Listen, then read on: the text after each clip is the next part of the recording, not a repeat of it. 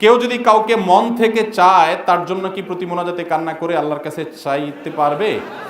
দেখুন, ভালো মানুষের মুখোশ পরে কতক্ষণ থাকা যাবে? বেশিরভাগ পুরুষ ছেলেরাই, যুবকরাই, এমনকি মেয়েরাও আজকাল বিবাহ বহির্ভূত সম্পর্কে আক্রান্ত।